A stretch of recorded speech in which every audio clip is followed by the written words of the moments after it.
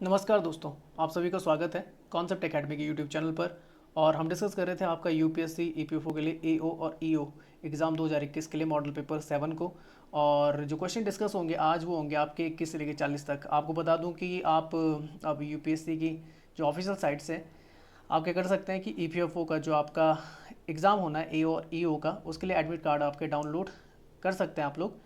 और ये जो एग्ज़ाम होगा आपका 5 सितंबर को होगा, ये आपने दिमाग में रखना है। चलिए स्टार्ट करते हैं फिर क्वेश्चंस को। तो पहला क्वेश्चन लिखा, who among the following union minister of India has been awarded the Vatayan life time achievement award for the year 2020। तो रिसेंट ये न्यूज़ है, मतलब लगभग 5-6 या 6 महीने पहले की बात है। तो ये मिला था आपके जो एजुकेशन मिनिस्टर थे पहले, तो वो थे रमेश पोखरियाल निशंक। ठीक है ना, ये आपके कौन थे? फॉर्मर। अब फॉर्मर है क्योंकि अब ये एजुकेशन मिनिस्टर रहे नहीं। एजुकेशन मिनिस्टर अब ये जो चले गया था, ये चले गया था धर्मेंद्र प्रधान के पास। एजुकेशन मिनिस्टर जो अब हैं आपके, वो हैं धर्मेंद्र प्रधान। जो आपके पहले कौन से थे? Petroleum and natural gas minister थे। ठीक है ना। बाकी अगर बात करें तो राजनाथ सिंह आपके डिफेंस मिनिस्टर है। ठीक है ना। और अमित शाह की बात करेंगे, होम मिनिस्टर है। और फूड डिस्ट्रीब्यूशन का किसके पास है? आपका पीयूष गोयल के पास है। ठीक है ना। तो चलिए आगे चलते हैं, पढ़ लेते हैं। तो लिखा हुआ है, Ramesh Pokhriyal Nishank has been awarded the Vatayan life time achievement award 2020 owing to his contribution to the field of the literature. The organization has awarded him with the worthy award. He has presented the award through an online ceremony held in the presence of the Meera Kaushik, chairman of the Vatayan. Ramesh Pokhriyal Nishank के बारे में जान लेते हैं। तो लिखा हुआ Ramesh Pokhriyal is the current. अब करंट की बात करें, नवंबर 2020 की बात हो रही है, जब ये उन्हें मिला था पिछले साल। मैंने बोला था पिछले साल की ये बात है। तो minister of the education, formerly known as the human resource development minister. याद रखना, एचआरडी मिनिस्ट्री जो थी आपकी, ये एचआरडी के अंतर्गत आपका एजुकेशन आता था। और एचआरडी जो आपका था 1985 से लेकर 2020 तक ये आपका रहा। उसके बाद मतलब 1985 से 2020 तक जो आपका एजुकेशन डिपार्टमेंट था वो एचआरडी के अंतर्गत आपका आता था, मतलब ह्यूमन रिसोर्स एंड डेवलपमेंट के अंतर्गत आता था। अब फिर से उसका नाम दोबारा से बदल के एजुकेशन मिनिस्ट्री रख दिया गया है। अच्छा, he was born in the year of the 1959 and hell from the state of the Uttarakhand. Uttarakhand से ही है हमारे। और पौड़ी गढ़वाल। ठीक है ना। He was elected as the MLA from the Karnaprayag constituency.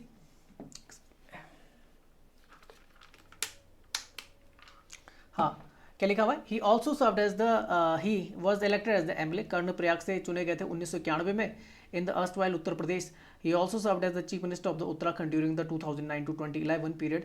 He is the present MP in the Lok Sabha from the Haridwar constituency and also minister of the education. He also known by his pen name Nishank. इनका क्या आपका pen name है, ये आप जान सकते हैं। अच्छा, other honour feasted upon the Nishank, तो साहित्य भारती अवार्ड, भारत सम्मान अवार्ड, आपका साहित्य गौरव सम्मान, good governance award bye Dubai भी मिला है। अच्छा, एक चीज़ याद रखना, भारत में गुड गवर्नेंस डे कब मनाया जाता है? अगर इंडिया की बात की जाएगी तो ये 25 दिसंबर को मनाया जाता है। और 25 दिसंबर को आपका क्रिसमस डे मनाया जाता है। और 25 दिसंबर को आपका डेट ऑफ बर्थ है आपका किसका? जो फॉर्मर आपके प्राइम मिनिस्टर हैं अटल बिहारी वाजपेयी का, उन्हीं के नाम पर भारत में गुड गवर्नेंस डे मनाया जाता है, वाजपेयी जी के नाम पे। ये आपने याद रखना है। सुशासन दिवस 25 दिसंबर को। और हिमल गौरव, आपका हिमाल गौरव सम्मान बाय नेपाल भी ने दिया गया है। अच्छा, नेपाल की एक चीज़ आपने याद रखनी है, नेपाल में आप जानते हैं कि सत्ता जो है स्थानांतरित हो गई है। और अब जो चली गई वो कांग्रेस के पास। वहाँ की जो नेपाली कांग्रेस, उनके जो आपके कौन है प्राइम मिनिस्टर ने, वो हैं शेर बहादुर देउवा, उनके पास ही चली गई है। तो ये आपने थोड़ा दिमाग में रखना है। इससे पहले कौन थे आपके? तो वो थे आपके खड़ग प्रसाद शर्मा ओली, जो आपके किससे आते थे? कम्युनिस्ट पार्टी से आते थे। तो ये आपने याद रखना है। चलिए नेक्स्ट चलते हैं। Next question, which of the following article is correctly matched. तो लिखा पंचायत। पंचायत का जिक्र आर्टिकल 40 में बिल्कुल सही है। पंचायत का जिक्र जो मिलता है आर्टिकल 40 में देखने को मिलता है सबसे पहले। उसके बाद आपका जो आर्टिकल है 243 आपका रिलेटेड होता है किससे? आपका पंचायत से। यूनिफॉर्म सिविल कोड है आर्टिकल 44 में। ये क्वेश्चन एक पेपर में पूछा गया था मुझसे कि आपका जो यूनिफॉर्म सिविल कोड है वो उससे रिलेटेड जो आपका आर्टिकल है कौन सा? तो आर्टिकल 44 बिल्कुल सही लिखा हुआ है। प्रोहिजन ऑफ द इंटॉक्सिकेशन, ये अल्कोहल से रिलेटेड है आपका। ये आपका आर्टिकल 46 नहीं है बल्कि आर्टिकल 47 है, आई थिंक सो। और provision of the cow slaughter, मतलब गाय के वध पर, गाय की हत्या पर निषेध लगा हुआ है, ये आपका आर्टिकल 48 पे ये चीज़ें लिखी गई हैं। तो आंसर आपके दो गलत हो जाते हैं, 3 और 4, पर बोल रहा है कि कौन सा सही है।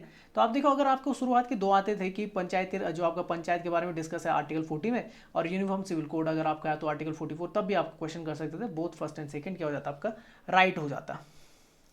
अच्छा, तो लिखा हुआ देखो, article 40 defines the organisation of the village panchayat. और ये विलेज पंचायत जो था ये आता है आपका, ये कॉन्सेप्ट चलता है आपका डिसेंट्रलाइजेशन ऑफ पावर। और डिसेंट्रलाइजेशन मतलब विकेंद्रीकृत करना पावर को, मतलब निचले बोलते हैं बिल्कुल नीचे तक आपका क्या करना, पावर को क्या करना आपका डिस्ट्रीब्यूट करना। और इस सोच के विचारक कौन थे भारत में, तो वो थे महात्मा गांधी, ये आपने याद रखना है। अच्छा, आर्टिकल 44 की अगर मैं बात करूँ तो article 44 stated that the state law is applicable for the all civilians, there will be no personal law. एक चीज़ और बता दूं कि आपका यूनिफॉर्म सिविल कोड क्या बोलता है। यूनिफॉर्म सिविल कोड आपका ये बोलता है कि सभी के लिए, सभी धर्म जाति के लिए आपका क्या है, जो लॉ है, स्टेट लॉ है, वो कैसे होंगे, सारे के सारे सभी आपके सिविलियंस के लिए क्या होंगे, समान होंगे पर्सनल लॉ। ऐसा नहीं होगा कि आपके मुस्लिम के लिए आपका क्या होगा, मुस्लिम पर्सनल लॉ होगा, या हिंदुओं के लिए आपका क्या होगा, आपका हिंदू एक्ट होगा।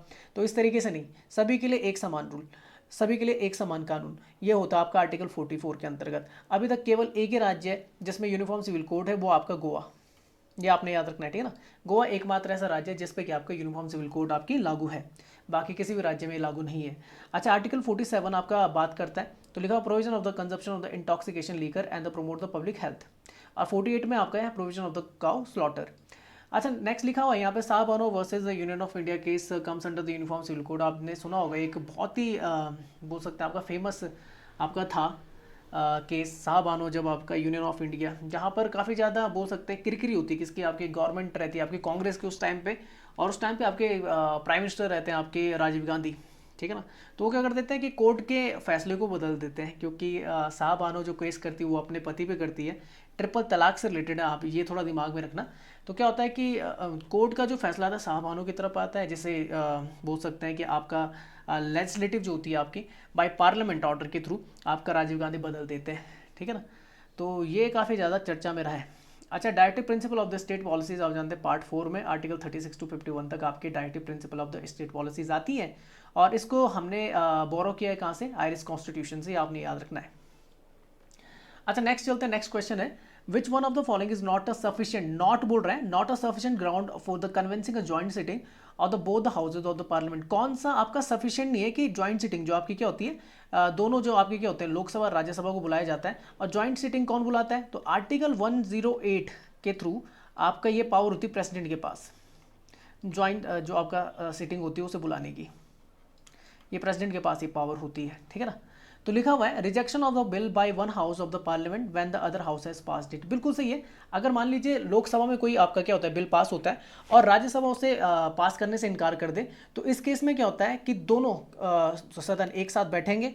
पर यहाँ पर मैं बता दूं एडवांटेज किसको होता है ज़्यादा, तो ये होता है आपके किसको, लोकसभा को एडवांटेज हमेशा याद रखना, जॉइंट सिटिंग में आपका फायदा होता है, क्योंकि लोकसभा के पास लगभग मान के चलिए आपकी 550 सीटें मोटा माटी की, वैसे 545 है, पर 550 मान के चलिए। जबकि राज्यसभा के पास कितनी है, राज्यसभा के पास आपको देखने को मिलेंगी, तो राज्यसभा के पास केवल कितनी है, 250 है। तो अगर काउंट में देखेंगे तो लगभग डबल से भी दुगना है, सॉरी डबल से भी आपका ज़्यादा है किसके पास, लोकसभा के पास। तो जब ज्वाइंट सेशन होता है तो क्या होता है कि लोकसभा के पास क्या होती है आपकी एक एडवांटेज होता है कि वो बिल आपका पास हो जाए। तो जब कभी बिल आपका याद रखिए कि अगर जो हाउस पास कर रहा है अगर वो लोकसभा है, तो ज़्यादातर चांसेस ये हैं कि ज्वाइंट सिटिंग के थ्रू आपका लोकसभा क्या हो जाएगी, उस बिल को पास करने में आपकी सक्षम हो जाएगी बाई ज्वाइंट सेशन। एक चीज़ आपने याद रखनी। अच्छा, दूसरी चीज़ पूछी जाती है, अगर ज्वाइंट सेशन होता है तब उसे प्रिसाइड कौन करता है, तो आपने याद रखना है कि अगर कभी भी ज्वाइंट सेशन आपको देखने को मिले, तो ज्वाइंट सेशन में क्या होता है कि हमेशा जो प्रिसाइड करता है वो लोकसभा का स्पीकर करता है, प्रिसाइडेड बाय, याद रखना कि प्रिसाइड कौन करता है, प्रिसाइडेड बाय लोकसभा स्पीकर। ये आपने याद रखना है कि लोकसभा के स्पीकर क्या करता है, उसे प्रिसाइड करता है, ये आपने दिमाग में रखना है। तो पहला तो सही है आपका, ये गलत नहीं है, तो ये तो ऑप्शन में नहीं आएगा। Both houses have the finally disagreed as to amendment to the made in, बिल्कुल सही है। अगर दोनों क्या हो जाए, डिसएग्रीड हो जाए, तब भी ज्वाइंट सिटिंग बुलाई जाती है। मान लीजिए लोकसभा राज्यसभा के फैसले से क्या नहीं है, या बोल सकते हैं फैसले से क्या नहीं है, आपका खुश नहीं है, किसी भी रिलेटेड आपके बोल सकते हैं संविधान संशोधन के, या कोई भी संशोधन होता है, अगर आपका जो साधारण संशोधन भी आपको देखने मिला, अमेंडमेंट होता है, तो ये भी आपका सही है, तो ये भी नॉट सफिशिएंट की कैटेगरी में नहीं आएगा। लिखा more than 6 months have elapsed from the date of the reception of the bill by the other house without the bill being passed। अब आप जानते हैं कि 6 महीने का जो गैप बनता है वो बनता है 2 सिटिंग्स के बीच में, मतलब जब आपका क्या होता है 2 सेशन होते हैं, तो जैसे आपका एक तो मानसून सेशन होता है, एक आपका कौन सा होता है जो सबसे पहला होता है वो बजट सेशन होता है जो सबसे बड़ा होता है आपका, फिर मानसून होता है, फिर आपका विंटर सेशन देखने को मिलता है। तो इंडियन कॉन्स्टिट्यूशन ये बोलता है कि किन्हीं भी दो सेशन के बीच में 6 मंथ से ज़्यादा आपका गैप नहीं होना चाहिए। और कोई भी ऑर्डिनेंस अगर प्रेसिडेंट के थ्रू पास होता है तो वो आपका 6 महीने और 6 वीक, 6 मंथ और 6 वीक के अंतर्गत वो पास हो जाना चाहिए, या फिर वो क्या हो जाना चाहिए आपका डायलूटेड फॉर्म में आ जाना चाहिए, वो हट जाना चाहिए। तो यहाँ पर जो बात हो रही है ये भी सही है, यहाँ के लिए भी आपका ज्वाइंट सेशन बुलाया जाता है। चौथा लिखा हुआ है president has refuse to give, अब आंसर तो बन जाएगा आपका कौन सा जो नहीं होगा सही, वो तो पहले दिख रहा है क्योंकि 3 ऊपर के सही है। अब देखो चौथा जो ऑप्शन लिखा president has refuse to give his assent to the bill. अब देख लीजिए अगर प्रेसिडेंट क्या कर देता है, मना कर देता है। अरे ये तब होता है जब लोकसभा और राज्यसभा दोनों से पास हो जाता है। लोकसभा राज्यसभा से कोई अगर बिल पास हो जाता है तब जाके वो प्रेसिडेंट के पास जाएगा, तब प्रेसिडेंट ये देखेगा कि वो बिल पे वो मतलब क्या कर दे, या तो रिफ्यूज़ कर दे या तो मना कर दे। अब उसके पास क्या होती है, वीटो पावर होती है, ठीक है ना। उसके पास कौन सी, देखो एक तो होती है उसके पास पॉकेट वीटो हो जाती है, उसके पास सस्पेंसिव वीडियोज़ हो जाती हैं। तो कई मतलब 3 तरीके की वीडियोज़ के पास होती हैं। तो वो क्या कर सकता है, या तो अपने एब्सोल्यूट वीटो का इस्तेमाल कर सकता है, या तो बिल्कुल क्या कर दे आपका पास कर दे, ठीक है ना, या फिर रिजेक्ट कर दे, ये कर सकता है। सस्पेंसिव में क्या होता है कि वो क्या कर सकता है आपका रिजेक्ट कर सकता है, सॉरी एब्सोल्यूट में तो पास हो जाता है। और जो आपका पॉकेट वीटो होता है उसमें क्या करता है, वो देता ही नहीं वापस, वो बोलता है नहीं, वो अपने पास क्या कर देता है एक टाइम के लिए वो क्या कर देगा, बिल अपने पास रख देगा। अगर उसे क्या है बिल्कुल खुन्नस है किसको देखकर, गवर्नमेंट को देखकर, तो वो रख सकता है अपने पास, ठीक है ना। तो वो पॉकेट वीटो का इस्तेमाल कर सकता है। और उसमें क्या होता है कि टाइम जो फ्रेम होता है प्रेसिडेंट के पास उसको वापस लौटाने का वो क्या होता है आपका अनलिमिटेड होता है। एब्सोल्यूट में क्या होता है यस या नो होता है, हाँ या तो ना। सस्पेंसिव में क्या होता है कि वो अगर वापस कर देता है किसको, आपका मान लीजिए पार्लियामेंट को वापस कर देता है, तो केवल एक ही बार वापस कर सकता है और वो एक ही बार संशोधन के लिए दे सकता है। अब ये पार्लियामेंट पर डिपेंड करता है, लोकसभा राज्यसभा पर डिपेंड करता है कि वो बिल में संशोधन लाना चाहती है कि नहीं लाना चाहती। अगर उसे लगता है थोड़ा सा पद की गरिमा रखना चाहता है राष्ट्रपति की, तो संशोधन ला देगी। और वरना अगर नहीं लाना चाहती तो नहीं लाकर वो दूसरी बार क्या कर सकती है, बोल सकते हैं असेंट के लिए भेज सकती है प्रेसिडेंट के पास। फिर सेकंड टाइम पे प्रेसिडेंट के पास ये बोल सकते हैं प्रेशर होता है और ये मैंडेटरी होता है कि भाई वो उसे क्या कर दे, बिल को पास कर दे। तो ये आपने याद रखना है कि एब्सोल्यूट वीटो, सस्पेंसिव वीटो और पॉकेट वीटो। तो जब प्रेसिडेंट को रोकना होता है ना तो पॉकेट वीटो के थ्रू रोकता है। तो यहाँ पर ये जो है ये आपका ज्वाइंट सिटिंग से रिलेटेड नहीं है, ये बल्कि आपका क्या है, हर एक जो आपका क्या होता है कॉन्स्टिट्यूशनल अमेंडमेंट बिल जब आता है, तो जब लोकसभा राज्यसभा से बिल पास हो जाता है और जब क्या होता है प्रेसिडेंट के साइन होते हैं, तब जाके बिल आपका किस में बदलता है। याद रखना बिल पे जब साइन होते हैं ना, किसके, प्रेसिडेंट के साइन होते हैं, तब जाके वो एक्ट बनता है, ये आपने याद रखना है। चलिए नेक्स्ट, अच्छा पढ़ लेते हैं। पहले लिखा है joint sitting is not summoned when the president has refused to give his assent to the bill, hence it is not a sufficient ground to call the joint sitting. तो ये मैं बता चुका हूँ। Occasion when the joint session of the parliament is summoned, तो लिखा हुआ है to resolve the deadlock when any house of the parliament pass a bill and the other houses reject this bill. ये मैं बता चुका, अगर एक पास कर लेता दूसरा पास ना करे। The houses do not agree on the amendment made to the bill, अगर हाउसेज आपका अमेंडमेंट संशोधन से संबंधित जो आपका बिल है उस पर एग्री ना करे, दोनों के क्या विचार अलग अलग हो जाए, लोकसभा राज्यसभा के। More than 6 month lapsed with the bill being received by the other house without it being passed. अब होता क्या है कि एक बिल एक जगह पास होने जब हो जाता है बिल, तो दूसरी जगह क्या हो जाता है आपका चला जाता है और वो अपने पास रख देता है फिर। तो अगर मान लीजिए 6 महीने हो जाते हैं किसी भी हाउस में और वो पास नहीं कर रहा है, तब भी ज्वाइंट सिटिंग बैठाई जा सकती है।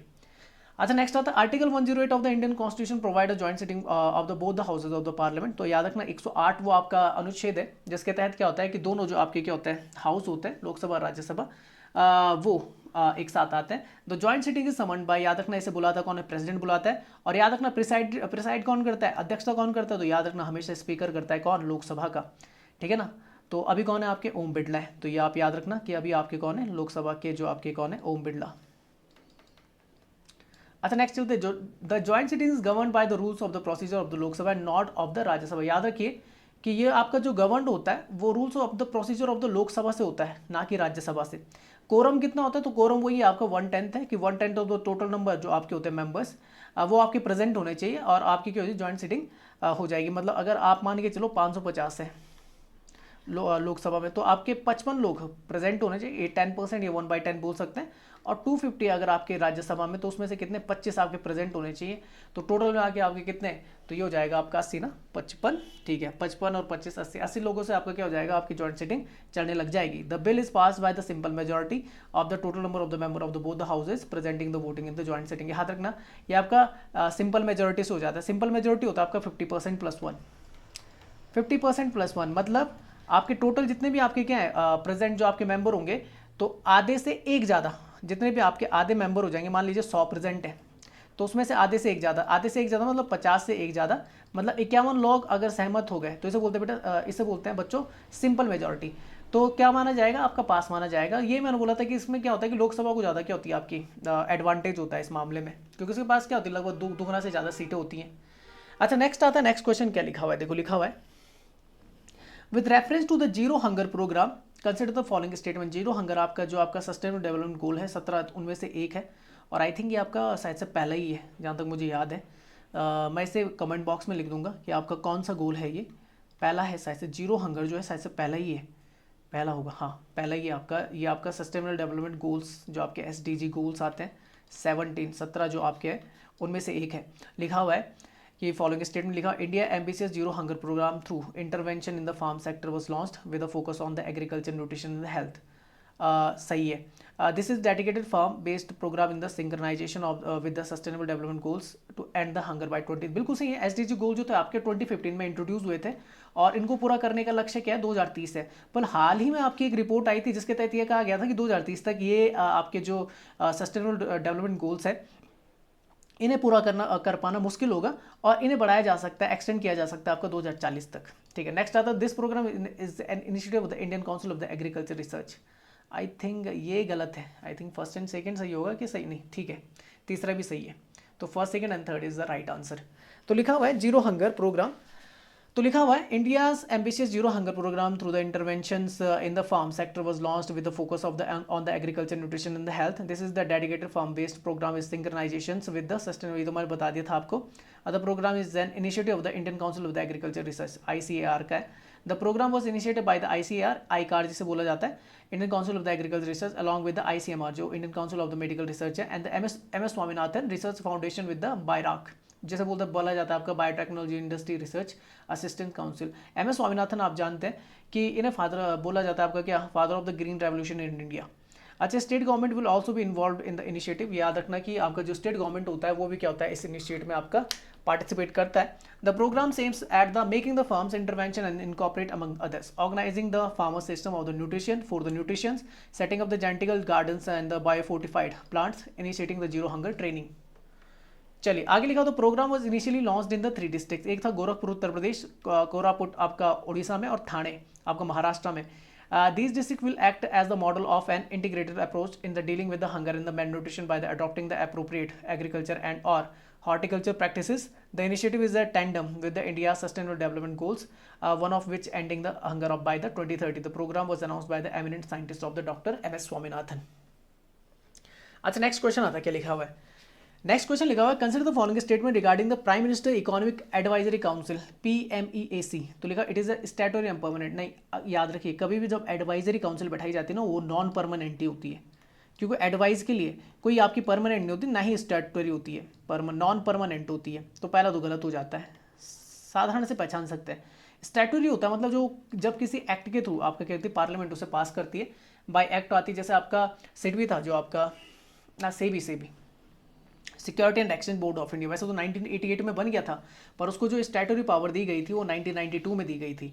तो यहाँ पर जो होता है पहला आपका गलत हो जाता है, तो फर्स्ट तो हो नहीं सकता, तो ये गलत और ये गलत। अब ये 2 एंड 3 या अब देख लेते हैं, अगर सेकंड सही हुआ तो दूसरा सही हो जाएगा, सेकंड गलत हुआ तो तीसरा सही हो जाएगा। लिखा हुआ it analyses an economic issue refer to it by the prime minister and advice him through. बस सही तो है लिखा हुआ, देखो ये एनालाइज करता है किसी भी इकोनॉमिक इशू को, जो रेफर करता है कि उसको प्राइम मिनिस्टर को एडवाइस करता है उन्हीं को, तो ये आपका बिल्कुल सही है। तो आंसर बन जाएगा 2 एंड 3, तो थर्ड पढ़ने की जरूरत नहीं। It submit the periodic report to the prime minister related to macro economic development and the issue. अब याद रखना इकोनॉमिक जो इकोनॉमी होती है जब आप पढ़ते हैं तो दो तरह की, एक मैक्रो इकोनॉमी होती है और एक माइक्रो इकोनॉमिक होती है, एक बड़े स्तर पर देखी जाती है और एक सूक्ष्म स्तर पर देखी जाती है।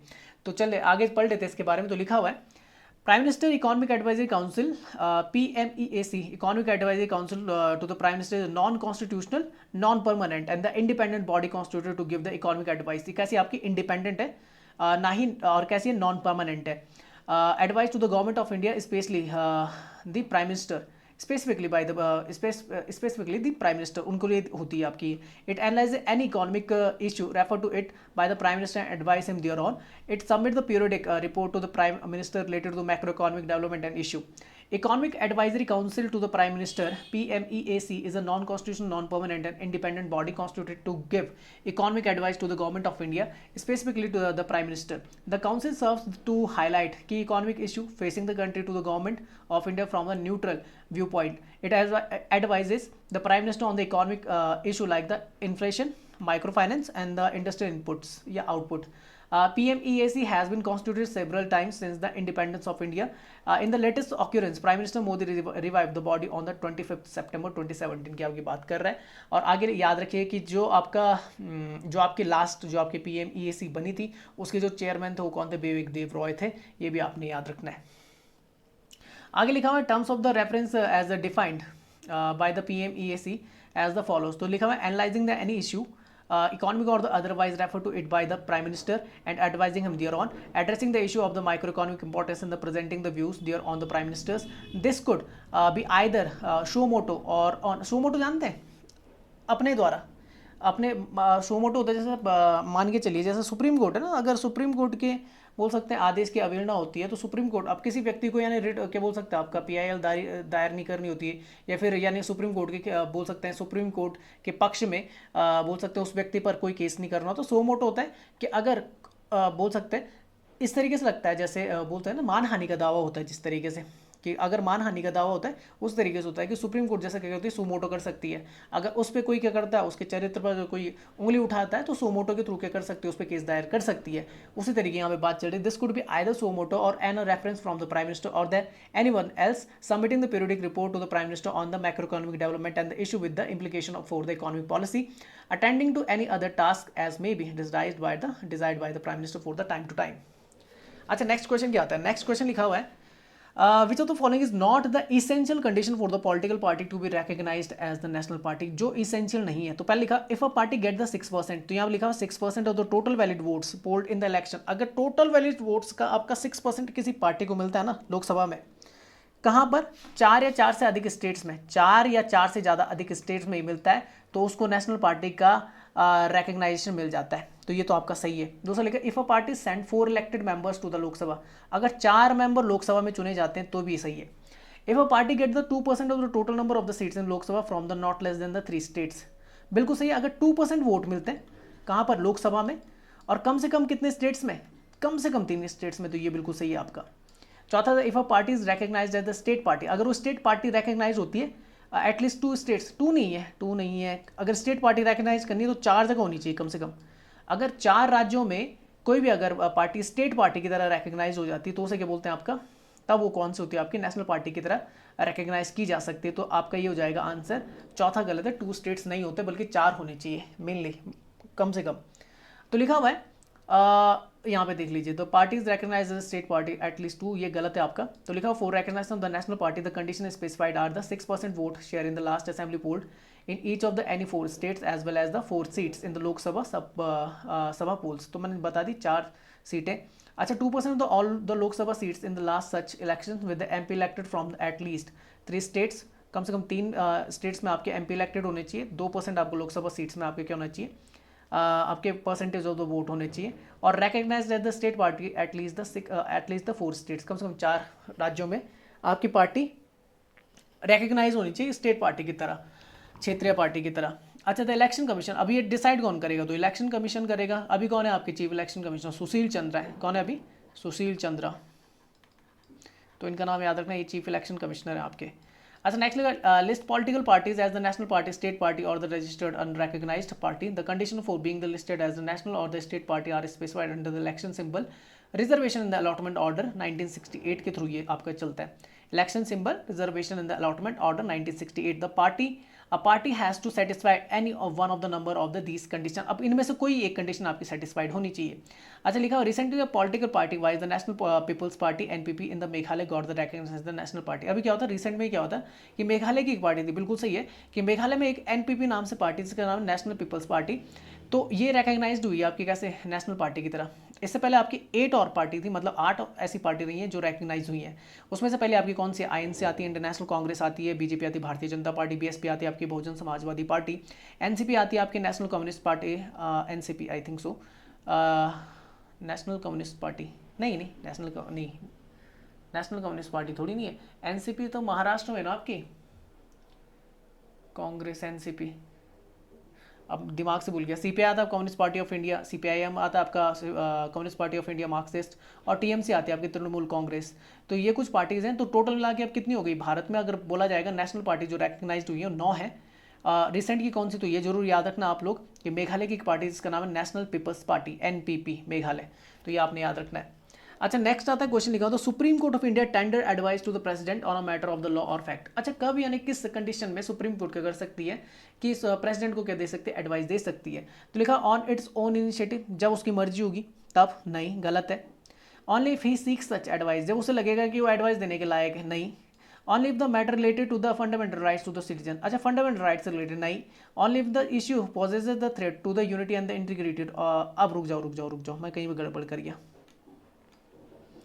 Only if he such if he, अच्छा ये प्रेसिडेंट के लिए हो रहा है यार, ये ही जो यूज़ हो रहा है प्रेसिडेंट के लिए हो रहा है, प्रेसिडेंट के लिए हो रहा है ना। हाँ तो ये बिल्कुल सही है, ये बिल्कुल सही है कि जब प्रेसिडेंट चाहे तो वो एडवाइस ले सकता है, किससे, सुप्रीम कोर्ट से ले सकता है। तो ये आपने याद रखना है, ठीक है ना। और ये गलत हो जाता है, only if the issue poses a threat to the unity and integrity, तो ये आपका गलत है। अब होता क्या है कि 4 आपने नाम याद रखने, ओवा, ये 4 नाम आपने याद रखना है। एक आपने याद रखना है कि 131, 32 आई थिंक जो मुझे याद रहेगा, ठीक है ना, 133 और 143। अब इसमें क्या आता है, पहले में तो ओरिजिनल जुडिक्शन आ जाता है, ओरिजिनल जुडिक्शन आ जाता है, और ये आपका सेंटर स्टेट से रिलेटेड होता है। फिर आता है रिट जुडिक्शन आता है आपका, फिर आता है एपिलेट आता है, अपील करना। तो एपिलेट जानते हैं आप क्या करते हैं, lower court to higher court में आपकी क्या की जाती है, अपील की जाती है। और चौथा आता है आपका एडवाइजरी। तो एडवाइजरी क्या होता है कि सुप्रीम कोर्ट क्या कर सकता है, एडवाइस दे सकता है, किसको, आपका राष्ट्रपति को, और ये मानना ना मानना किस पे डिपेंड करता है, आपका प्रेसिडेंट पे करता है। तो ये आपने याद रखना है। तो लिखा हुआ है only if he such seek the such advice, जब वो लेना चाहे। तो लिखा हुआ है supreme court act as an adviser to the president of India only when the president ask for the such advice, it is not binding on the president. याद रखिए बाइंडिंग नहीं होती, बाध्य नहीं होती प्रेसिडेंट पे। और ये आता है आपका 143 एडवाइजरी जुडिक्शन में, जो मैंने आपको बताया। अच्छा लिखो जुडिक्शन of the supreme court, the supreme court has original appellate and the advisory jurisdiction, it exclusive original jurisdiction extend to any dispute between the government of India and the one or more state, में होता है centre state relation या state state जो आपकी क्या होता है dispute होता है, उससे रिलेटेड आपका ओरिजिनल जुडिक्शन होता है। और between the government of India and any state और the state on the one side और द वन और more states in the other side. तो बता दिया सेंटर स्टेट स्टेट्स इस तरीके से आपको देखने को मिलेगा। आर्टिकल 32 जो आता है constitution given the extensive original jurisdiction to the supreme court in regard to the enforcement of the fundamental rights, ये आपका रिट जुडिक्शन होता है, जिसमें आपका क्या आ जाता है, क्यू वारंटो आ जाता है, आपका प्रोविजन आ जाता है, सर्टिफिकेट आ जाता है आपका, ठीक है ना, ये आपके कुछ आ जाते हैं। अच्छा नेक्स्ट आता है the appellate jurisdiction of the supreme court can be invoked by a certificate granted by the high court concerned under the article 132(1), 132, 133(1) and the 134 of the constitution in respect of the any judgment, decree or the final order of the high court in the both the civil and the criminal cases involving the substantial questions of the law as to be interpretations of the constitution. The supreme court has a special advisory jurisdiction in matter which may specifically be referred to it by the president of India under the article 143। याद रख लीजिए आपका advisory jurisdiction किस में आता है, 143 में। 133 में क्या बताया, एपिलेट आता है। 32 में क्या बोला था मैंने, आपका रिट जुडिक्शन आता है, जिसमें आपको क्या आता है, क्यू वारंटो आ जाता है, ठीक है ना। 32 में रिट में जो आती है क्यू वारंट आ जाता है आपका, हैबियस कॉर्पस आ जाता है आपका, सर्टियोरी प्रोहिबिशंस आ जाता है, ठीक है ना। और क्यू वारंटो बता दिया, हैबियस कॉर्पस और सर्टियोरी प्रोहिबिशंस, एक और था क्या था यार, भूल गया क्या, क्यू वारंटो, हैबियस कॉर्पस हो गया, सर्टियोरी प्रोहिबिशंस। अब थोड़ा दिमाग में, चलो मैं लिख दूंगा यार, कमेंट बॉक्स में लिख दूंगा, चलो कमेंट बॉक्स में लिख दूंगा, पूरा लिख दूंगा इसके बारे में। सर्टियोरी प्रोहिबिशंस और क्या था, प्रोहिबिशंस हो गया, habeas corpus, quo warranto, mandamus. पर चलो मैं इसके बारे में लिख दूंगा कि होती क्या क्या चीज़ है, यहाँ पे ज़्यादा डिस्कस करके फ़ायदा नहीं, लंबा हो जाएगा लेक्चर। चलिए आगे क्वेश्चन लिखा हुआ है with reference to the stand up India. एक तो स्टार्टअप इंडिया है, एक तो आपका क्या स्टार्टअप इंडिया प्रोग्राम है।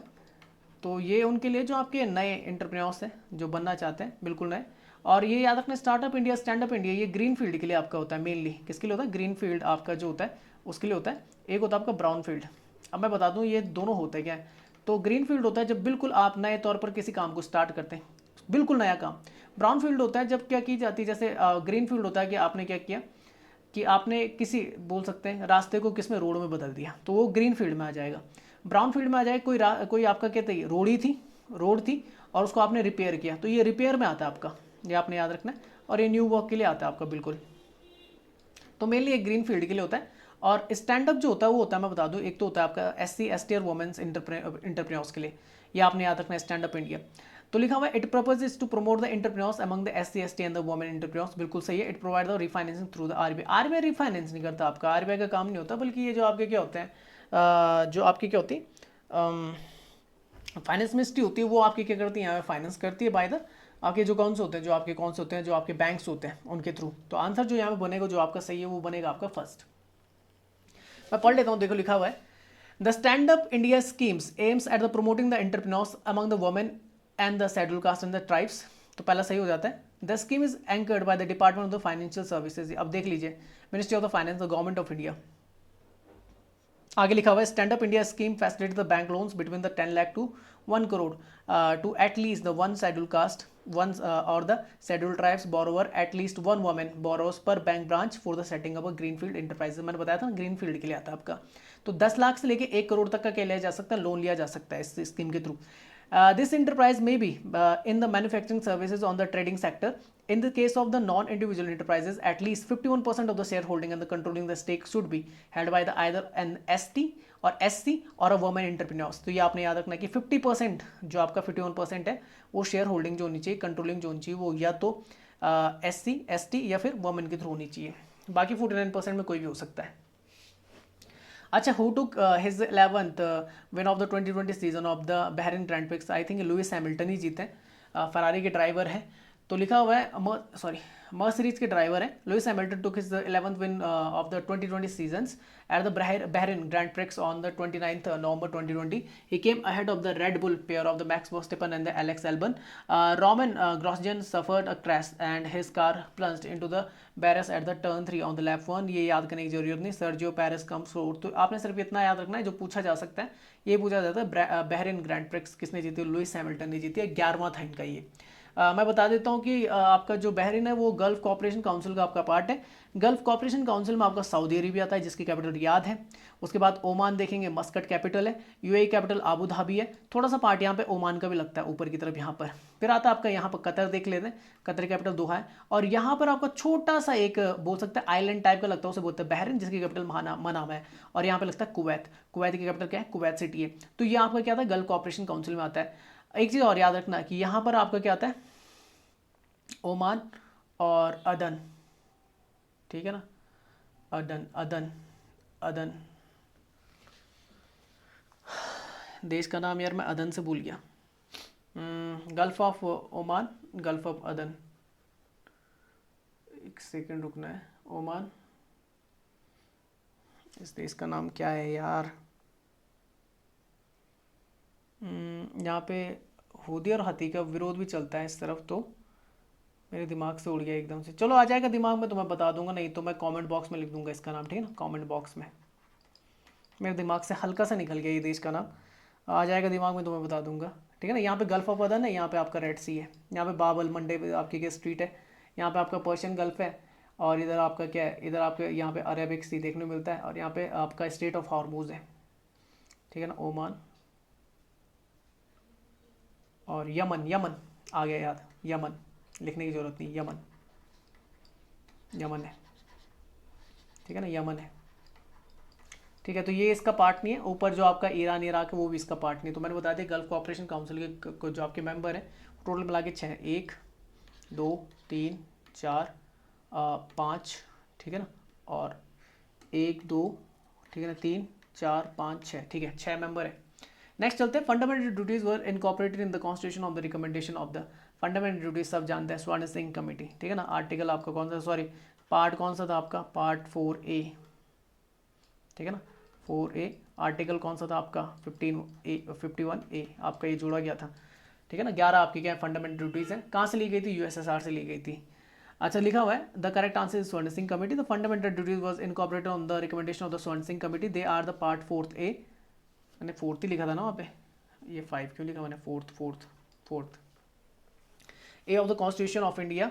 आर्टिकल 51A में ये मिलता है। They have been adopted from the USSR, जिसे बोलते हैं union of the socialist union of the Soviet socialist republic, ये रशिया को बोला जाता है। 15 देशों का समूह हुआ करता था। 1991 में आपका क्या होता है, आपका जो यूएसएसआर है वो डिसइंटीग्रेट हो जाता है, टूट जाता है 15 देशों में। अच्छा, लिखा हुआ the fundamental duties are set out in the part of the 4A of the constitution of India. The fundamental duties are statutory duties and the enforceable, याद रखें enforceable by law. The constitution अब enforceable है, forcible नहीं, enforceable है, मतलब ये आपकी थोपी नहीं जा सकती। The constitution of India adopted the fundamental duties from the constitution of Russia, former USSR जैसे बोला जाता था। Fundamental duties were added to the constitution of recommendation of the Swaran Singh committee of the 1975। और फंडामेंटल ड्यूटीज जो आपकी add on हुई थी वो आपका 42nd अमेंडमेंट था, 42nd अमेंडमेंट था, कॉन्स्टिट्यूशनल अमेंडमेंट एक्ट था आपका 1976 का, इंदिरा गांधी के टाइम पे जब ये एड ऑन हुआ था। तो 11 फंडामेंटल ड्यूटीज क्या है, to avoid the constitution and respect its ideals and the institution, the national flag and the national anthem, to cherish and follow the noble ideals which inspired our national struggle from the freedom, to uphold and protect the sovereignty, unity and the integrity of India, to defend the country and render national services when called up to do so, to promote the harmony and the spirit of the common brotherhood among all the peoples of India, transcending religious, linguistic and the religion or the sectional diversity, to renounce practices derogatory to the dignity of the woman, to value and preserve the rich heritage of our composite culture, to protect and improve the natural environment, including the forest, lakes, rivers and the wildlife, and to have the compassion for the living creatures, to develop the scientific temper, humanism and the spirit of the inquiry and the reforms, to safeguard the public property and to abjure the violence, to strive toward the excellence in all the sphere of the individual and the collective activities, so that the nation constantly rises to higher the level of the endeavor and the achievement. Duty for all the present guardians to send their children in the age group of the, हाँ ये जोड़ा गया, ये last में जोड़ा गया आपका 6 to 14 years of the school. तो ये आपका देखो, एक तो आर्टिकल 21A में आपको देखने को मिलता है जो आपके क्या राइट टू एजुकेशन है, ये थोड़ा दिमाग में रखना। आर्टिकल 45 में भी आपको देखने मिलता है, जो आपका DPSP है वहाँ पे भी आपका देखने को मिलता है। और एक आपका कौन है, तो आर्टिकल 51A भी है, ठीक है ना, जहाँ पे एजुकेशन की बात की गई है। चलिए नेक्स्ट चलते हैं, नेक्स्ट क्वेश्चन क्या है। नेक्स्ट क्वेश्चन लिखा हुआ है, with reference to the regional council India, which of the following statement is are correct? The council act as a sub-federal links of the Indian federal system, बिल्कुल सही है। The council paved the way for the cooperation of the integration among the state in the Indian federal system, ये दोनों सही है आपके, both first and the second is the right answer। तो लिखा है regional council, the council act as a sub-federal links of the Indian federal system, the council paved the way for the cooperation and integration among the state in the Indian federal system। In all there are the 10 areas in the northeast that are registered as the autonomous districts, जैसे 3 in the Assam, Meghalaya in the Mizoram and 1 in the Tripura. तो ये आपका यहाँ पे option 3 जो है वो भूल जाओ, हाँ ऑप्शन 3 इज द राइट, मतलब क्योंकि बोथ फर्स्ट एंड सेकंड आपका राइट होता है। अच्छा, autonomous district and the regional council लिखा हुआ है, the ADCs are empowered with the civil and the judicial power can constitute. अभी एक चीज़ याद रखना आप लोग, ज़्यादातर जो कनेक्ट करेगा ना वो आपका करंट अफेयर्स से करेगा, तो करंट अफेयर्स को तगड़ा बना के जाना वहाँ पे पेपर के टाइम पे।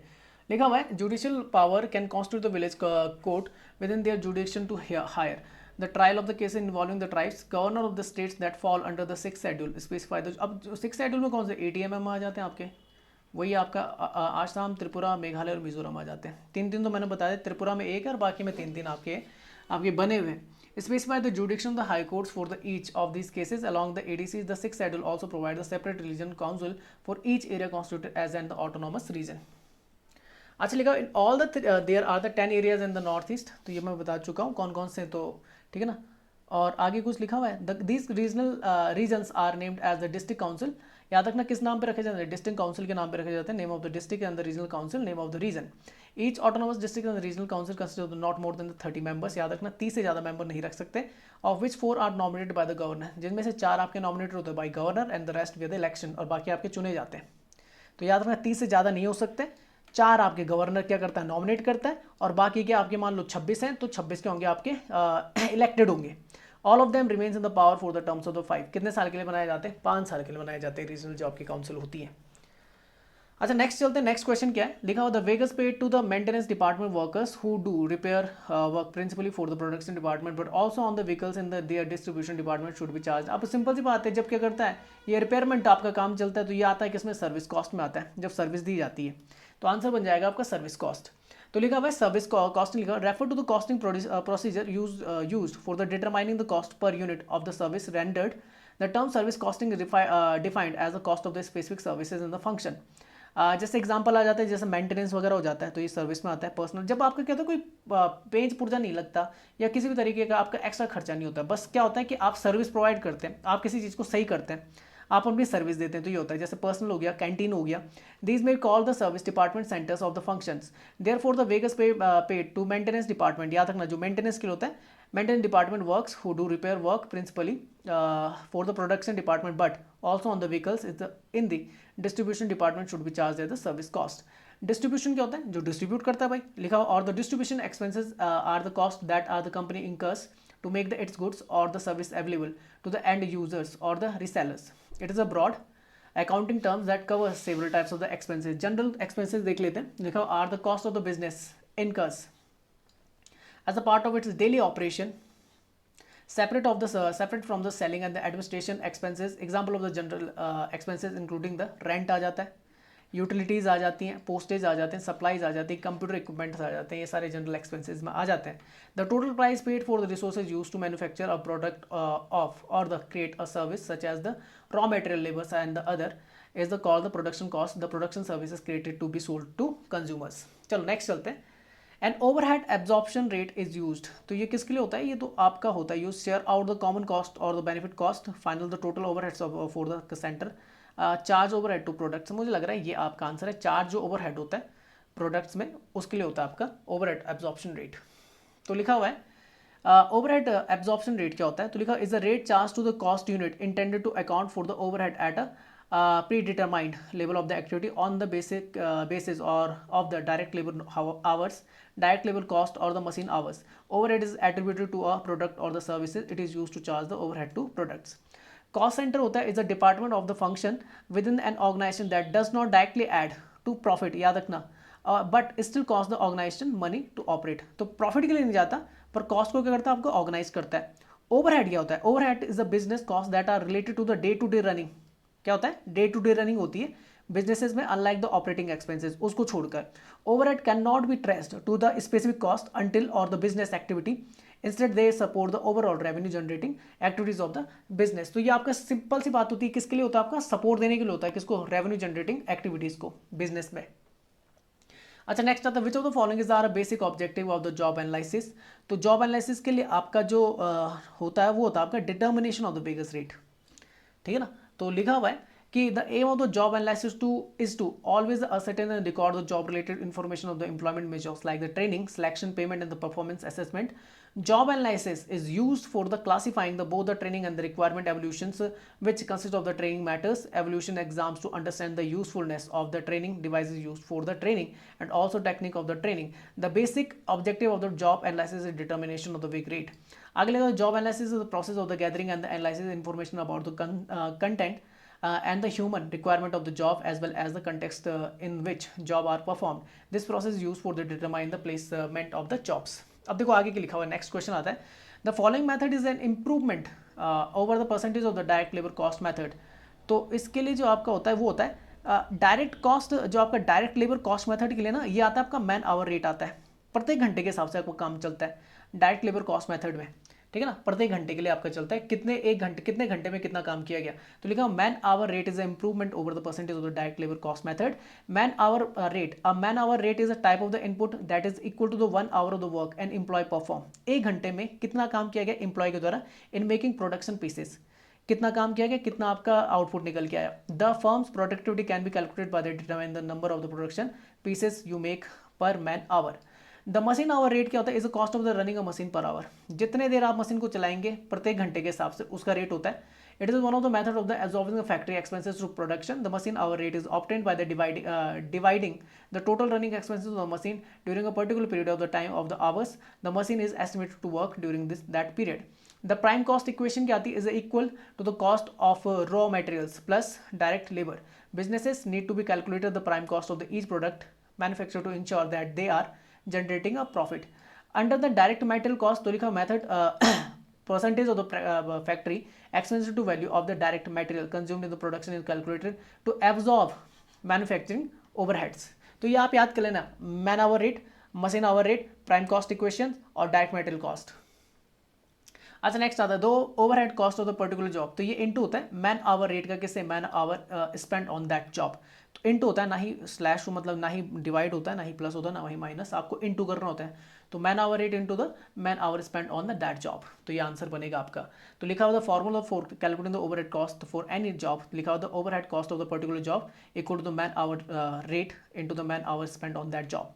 तो लिखा ओवरहेड भी पढ़ा दिया था, are business cost that are related to day running of the businesses, unlike operating expenses overhead can not be trace to the specific cost unit और the businesses activity, instead they support the overall revenue generating activities of the businesses. Overhead expenses vary depending on the nature of the business and the industry it operates in.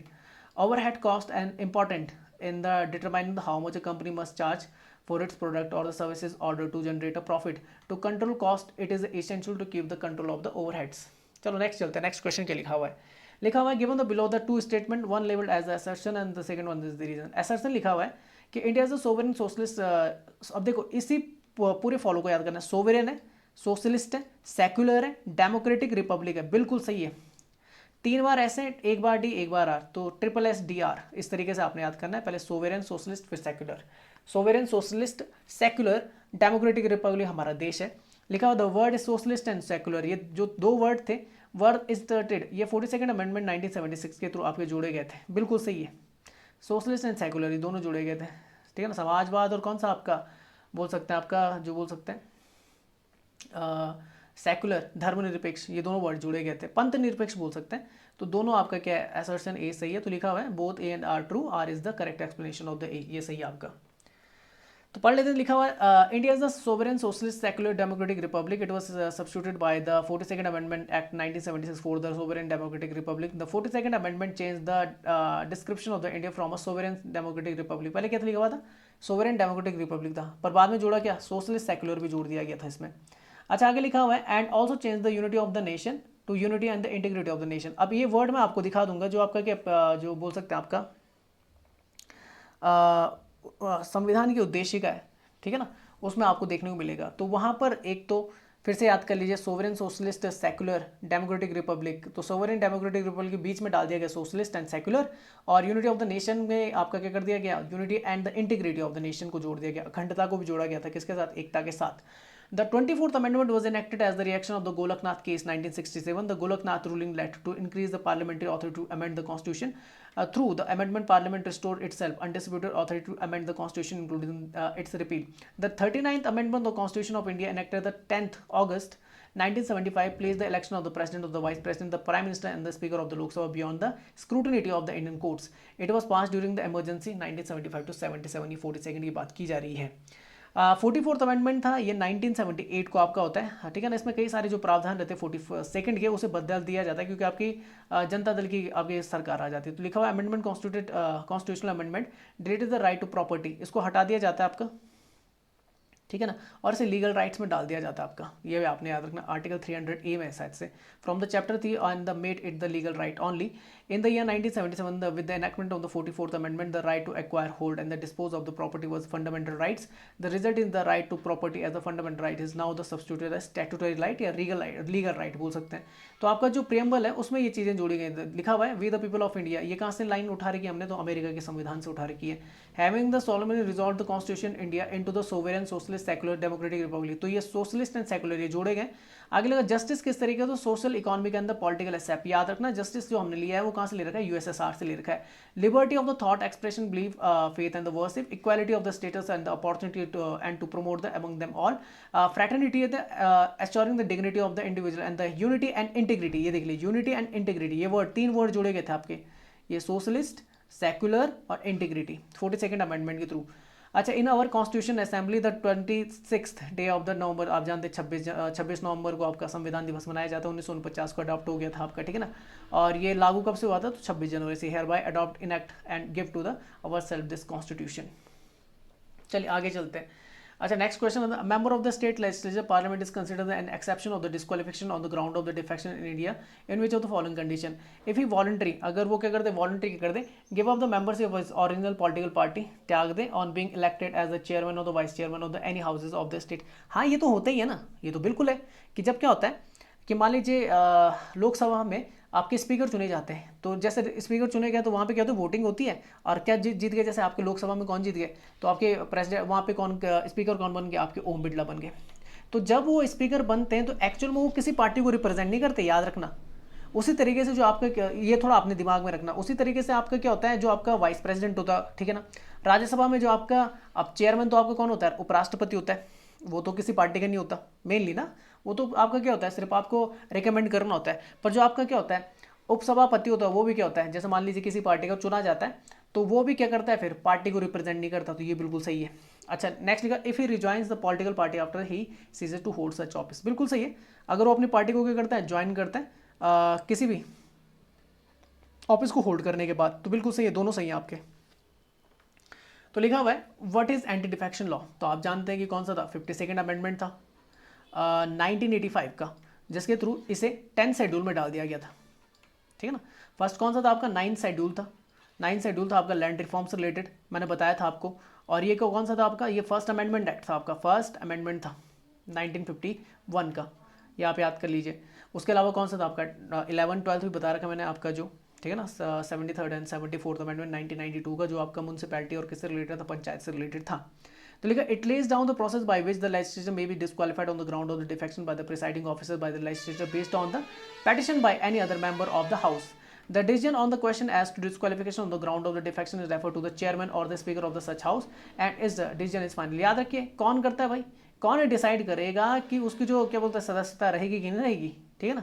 आपको जो member है ये decide करता है उस house का speaker, मतलब अगर लोकसभा है तो स्पीकर करेगा, और आपका राज्यसभा है तो कौन करेगा, आपका कौन करेगा, सभापति करेगा, चेयरमैन करेगा। The law applies for the both the parliament and the state assembly, दोनों के लिए होते हैं। आपका डिस्क्वालिफिकेशन क्या है भाई, if a member of the house belonging to the political party, याद रखिए डिस्क्वालिफिकेशन तब माना जाता है, अच्छा कब नहीं माना जाएगा, मान लीजिए अगर 2/3 किसी भी पार्टी के 2/3 मेंबर अगर क्या होते हैं, विड्रॉ कर जाते हैं, तब वो एंटी डिफेक्शन भी नहीं आता, ये आपने याद रखना। पहले ये 1/3 था आपका, बाद में जाके 2/3 कर दिया गया था। तो लिखा, voluntary gives off the membership of this political party votes और does not votes in the legislature contrary to the direction of his political party, however if the member has taken the prior permission और condemned by the party within the 15 days for such voting or the abstentions, the members shall not be disqualified, ठीक है।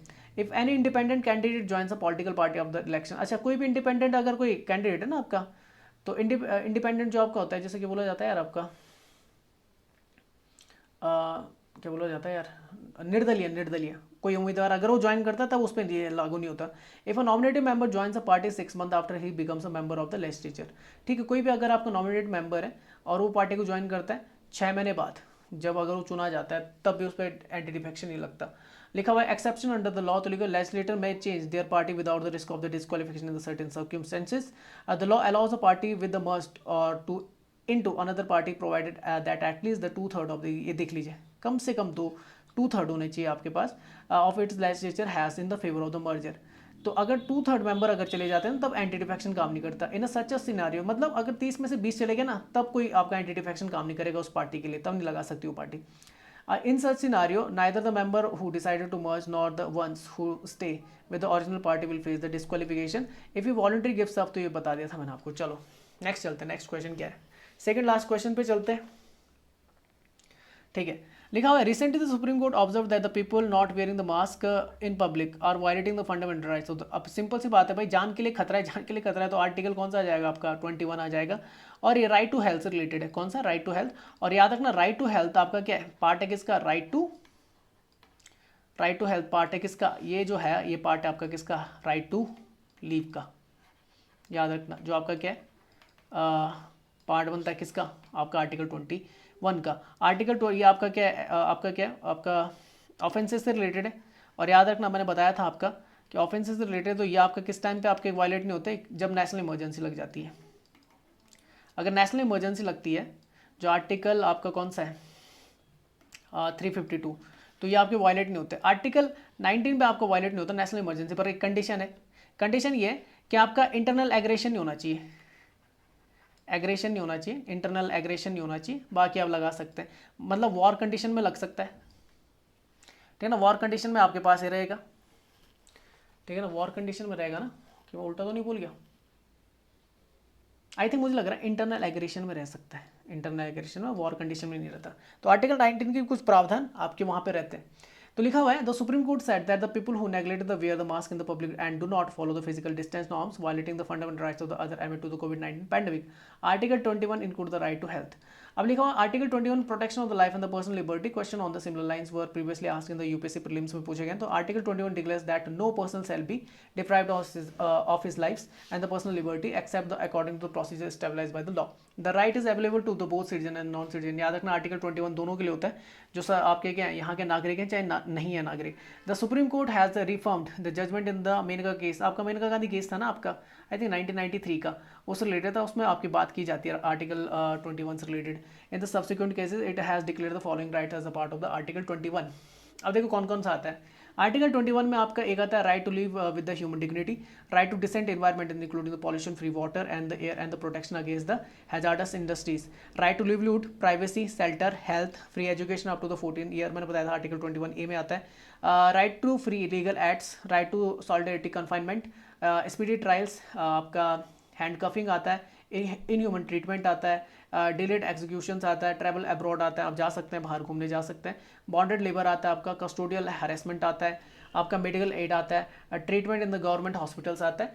तो ये कुछ आपके हैं। इसके अलावा आपका right not to be driven out of a state, fair trials आते हैं, prisoner to have the necessity of the life, women to be treated with decency and the dignity, public hanging आता है आपका, रोड पब्लिक हैंगिंग आप समझते हैं ना, यानी कि सबके सामने किसी को क्या नहीं किया जाएगा, फांसी में नहीं चढ़ाया जाएगा।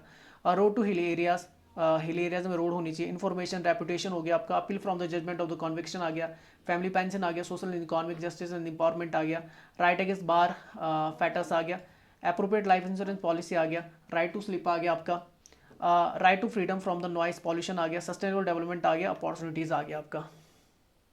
लास्ट क्वेश्चन देखते हैं, which of the following statement is are correct regarding the Lok Adalat in India. तो लिखा हो Lok Adalat have been give the statutory status under the legal service authority act 1987, सही है। If the parties are not satisfied with the award Lok Adalat there is a provision for the an appeal against the such award. नहीं, appeal करने के इसमें क्या नहीं है, आपका चांस नहीं है, ये आपका गलत है, सेकंड आपका गलत हो जाता है, ये नहीं आ सकता, ये नहीं आ सकता। अच्छा, mobile Lok Adalat are also organised in the various part of the country which travel from the one location to another to resolve the dispute in the order to facilitate the resolution of the dispute through the mechanism. ये आपका सही है, तो answer बन जाएगा first and third. तो लिखा हुआ है लोक अदालत create the history by the settling the 2.61 lakh cases in the Karnataka, record 2,61,882 cases with the were settled in the single days at the mega Lok Adalat held on the December 19. This has resulted in the 12.17 reduction of the cases pending before the court in the taluk and the district apart from the High Court. Lok Adalat, NALSA, along with the other legal services institution conduct the Lok Adalat. Lok Adalat is one of the alternative dispute redressal mechanism. It is the forum where the dispute cases pending in the court of the law at the pre-litigations stages are the settled, compromised amicably. Lok Adalat have been given the statutory status under the Legal Service Authority Act. ये आप याद रखना 1987 के through दिया गया. Under this said act, the award decision made by the Lok Adalat is deemed to be the decree of the civil court and the final and the blinding on the all the parties and no appeal against. देख लीजिए लिखा हुआ है such an award lies before the any court of the law. लिखा हुआ if the party are not satisfied with the award of the Lok Adalat, though there is a no provision for the appeal against the such an award, but they are free to initiate litigation by the approaching the court of the appropriate jurisdiction by the filling a case by the following requirement procedures in the exercise of their right to litigate. तो आपका second वाला गलत हो जाता है. There is no court fee payable. याद रखना कोई फी नहीं पड़ती when a matter of the field in the Lok Adalat. If a matter pending in the court of the law is referred to the Lok Adalat and is settled subsequently, the court fee originally paid in the court on the complaints petition is also refunded back on the parties. The person deciding the case in the Lok Adalat are called the member of the Lok Adalat. They have to the role of the statutory conciliator only and do not have any judicial role. Therefore, they can only pursue the parties to come to conclusions for the settling the dispute outside the court in the Lok Adalat and shall not pressurize or the courts any of the parties to compromise the settled cases or the matter either directly or the indirectly. आगे लिखा हुआ है the Lok Adalat shall not decide the matter so referred as its own instance. Instead, the same would be decided on the basis of the compromise of the settlement between the parties. The members shall assist the parties in the independent and the impartial manner in their attempt to reach an amicable settlement of their dispute. Nature of the cases to be referred to the Lok Adalat. कौन कौन से हो सकते हैं? तो लिखा any cases pending before the any court. ठीक है, any dispute which has not been brought before any court and is likely to be filed before the court, ठीक है, provided that any matter relating to an offence is not compoundable under the law shall not be settled in the Lok Adalat, level of the level and the composition of the Lok Adalat, the state legal service authority, the high court legal service committee इसके अंतर्गत आती है, the district legal service authority, the taluk legal service committee, national level लोक अदालत, permanent लोक अदालत, mobile Lok अदालत, ये सारे इसके पार्ट हैं, ठीक है ना। तो ये आंसर बनता है आपका। तो इसका जो PDF है मैं इस जो आपका इस पार्ट का जो आपका PDF है वो आपका व्हाट्सएप ग्रुप में भी है और आपका टेलीग्राम ग्रुप दोनों में शेयर कर दूंगा। तो टेलीग्राम ग्रुप में भी आप क्या कर सकते हैं, हमें ज्वाइन कर सकते हैं। वहाँ पे अभी आपके जितने भी आपके बोल सकते हैं वीडियो की लिंक होती है या फिर PDFs होते हैं, मैं वहाँ पे प्रोवाइड करवा देता हूँ। यूट्यूब में अगर आप इस वीडियो को देख रहे हो तो लाइक करें, शेयर करें, सब्सक्राइब नहीं किया चैनल अब तक तो सब्सक्राइब कर लीजिए, बेल आइकन प्रेस कर लीजिए और नोटिफिकेशन पे आप क्लिक कर लीजिए। इससे होगा क्या कि जितने भी वीडियो मेरे द्वारा बनाई जा रही हैं वो आपको टाइम टू टाइम मिलती चली जाएंगी। इसके अलावा हम फेसबुक पे भी हमारा पेज है, ठीक है ना, वहाँ पे भी उस पेज को आप लाइक कर सकते हैं कॉन्सेप्ट एकेडमी नाम से। इंस्टाग्राम पर भी हमें, वहाँ पे भी आप फॉलो कर सकते हैं। तो वीडियो को देखने के लिए आप सभी का बहुत बहुत धन्यवाद। जय हिंद, जय भारत।